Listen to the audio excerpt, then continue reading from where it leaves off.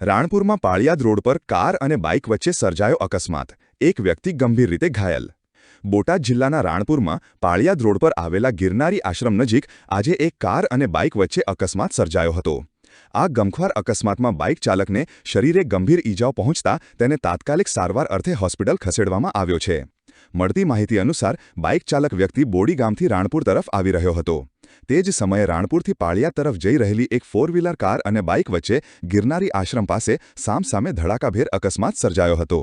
અકસ્માત એટલો સ્પીડમાં હતો કે બાઇક સવાર રોડ પર પટકાતા તેને ગંભીર ઈજાઓ થઈ હતી.